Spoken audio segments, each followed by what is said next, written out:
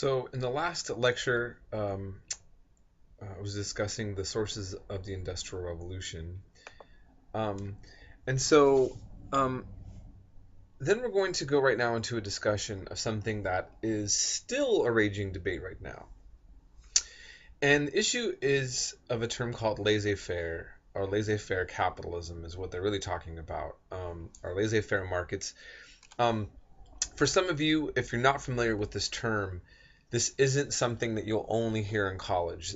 Once you hear it, you'll hear it more often, sometimes discussed on the news, but it's something that's advocated for by many Republicans, and absolutely it is the fundamental principle of what is considered a libertarian or libertarian. Libertarian Party itself is really almost it's I don't want to say it's non-existent, but at one point it seemed like the Libertarian Party was going to become another type of third party, but ultimately many of them, like Ron Paul, went back into the Republican Party. But it's a French term, right? Okay, and it means to let do or leave alone.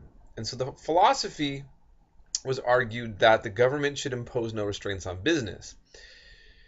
And so this is kind of an important topic that we see that's taking place at this time, where the government on one hand is supporting big business, and then the other hand, it's backing off and letting it do its own thing. And letting it do its own thing in regards to what, or in regards to who? Um, Essentially, when it came to work regulation, should children be allowed to work? How many hours should a worker have to work in a day? What would be considered fair pay? How many hours a day should a worker work? That was basically left to the markets. There was no such thing as minimum wage or a government regulation saying, that a worker has a right to a break, to use the restroom, or you know all these things now that we assume, that we take for granted, are rights of workers, were not a given, just as they are not still in many parts of the world. And we're going to be covering this here as I do a discussion, um, and you'll hear from me in these different chapters that regardless of what you think about unions now or what your opinions are, um, I have family members that owned kind of smaller scale businesses, and really felt that unions ruined their economic position. And there's a kind of bitterness about unions in certain areas of my family. On the other hand, um, my late great uncle, that was a Catholic priest in San Diego area, actually did work with Cesar Chavez, to help unionize farm workers. So, in my family, I've not only seen different religious points of view, but different political points of view in regards to labor and capital and the issue of laissez-faire. And for many of you, you might have the same way. Although it's not always the case. If you're a family that comes from wealth, you might have seen your family all work very hard, and you kind of see workers that you feel take advantage of the company, and they're not invested in it in the way that your family is, and you have this kind of bitterness about entitlements that you think workers might feel like to have.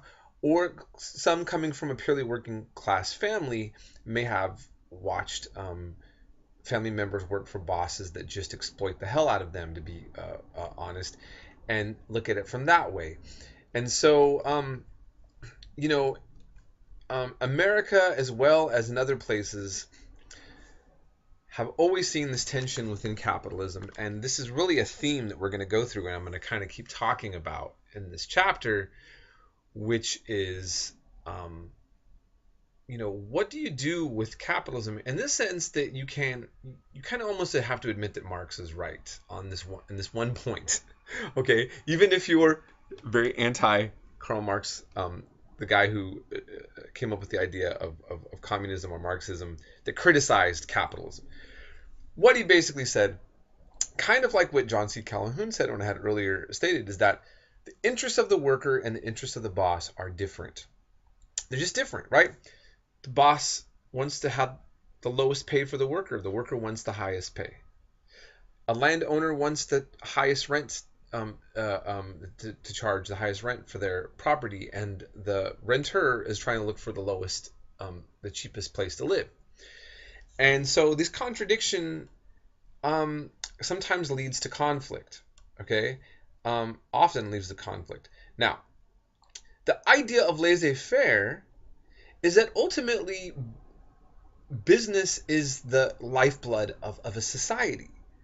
That I'm a libertarian, and I have many friends in all these different positions. And one of my friends, a very hardworking father of four, has a laissez-faire position, and he believes that basically, if government is out of business, out of the way of business, and lets things go in the market a certain way, that people that do hard work will be rewarded for the fruitage of their hard work, and ultimately, letting business flow is going to create more positive good for society than bad.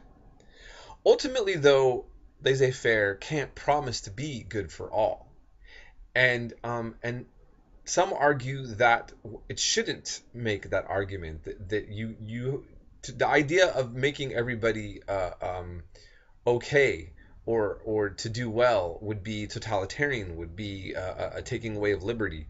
So you see, this is where it gets really complicated.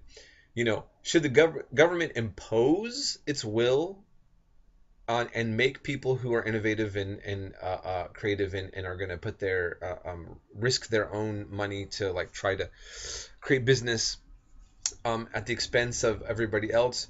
Or should we have a society in which the most successful can do whatever they want to the rest, and that business can thrive at the expense of individuals, or maybe even other aspects of society? We're never going to resolve this, but these are the different kind of ideas that have been floating around for a while, and we're going to go into a longer set of discussions about the philosophies of laissez-faire versus government regulations. Okay. And so, just for those of you who are new to politics and history, again, the Republican Party now, not so much in the past, but now, wants to kind of promote a more pro-business approach, to get less government involved in the economy, to pull out. Okay. And the Democrat side wants to sees government regulations as a way to create a more even playing field, more likely to be pro-union, which we'll talk more about, and so forth. Okay. And so, again, and pardon me for continuously using the same illustration, but the Bernie Sanders side sees that government should be absolutely involved in regulating business. And the Trump side, the more far right side of the Republican Party, is saying absolutely not. That is not how you make America great again. Okay, so just be aware of this important kind of debate. Here we kind of look at the America of the time in the middle of all this, the other contradictions that are there, which is, while we see a lot of disparity of wealth, and we see a lot of abuse of the average workers by these industrialists, we also see a tremendous boom in the economy and in production, and America is being made great, but also at a great expense to the environment and to the people, to many people living there, while at the same time there is growth. And this is always such a difficult thing to kind of qualify and to say, well, is it good or bad? I mean, China's going through the same thing. China has switched really from a communist economy to allowing for businesses to thrive, private businesses to thrive, creating wealth that China has never seen, maybe in its history, for a larger group of the population. But at the same time, they are completely destroying other parts of their society, and environmentally, and a lot of abuse of workers. And so, kind of going through the same thing. So this is what's at stake, and this is what we're really addressing in this whole entire chapter. And I feel like a lot of this goes on in kind of a repeat mode. The same things are kind of being talked about over and over. And then here again, we have a story of a man of African and Dutch descent who is being innovative, and he's creating something to help repair shoes. Now, of course, that puts out a lot of workers, and on one hand, it also makes the shoe industry thrive. So, again, we're always seeing somebody getting really, really hurt, and then something else, but that same thing making things really, really great for people on the other hand. Okay, and so what I want to do, well, by the way, so here is a picture of basically, business being oppressed by, um, you know, government regulations. So the idea that that big business could be a victim to the government. See, okay, um, that debate. Now, what I want to do is, okay, we're talking about monopolies and all this big business that's being discussed, and we go into a discussion of Carnegie. Carnegie's life and his experience as a steel worker, but even more so as a person that goes from rags to riches, is such an important, I think, character to know about in terms of the contradictions and the conflicts that we see from this period. Unlike somebody like Donald Trump, who was born into money, Carnegie is a guy who literally is that American dream from rags to riches. But he also participated, even though he suffered from the inequalities of the time, he also then contributed to a lot of it. And then he also contributed to society. And I think his life and legacy is a perplexity and a part of that contradiction that we see coming out of this time period.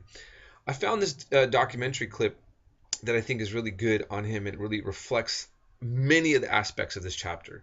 So I'm going to show you a documentary clip on him. I'm just going to have you watch the first two parts, and it should give you a great idea about how to, of so many questions to think about from this time period.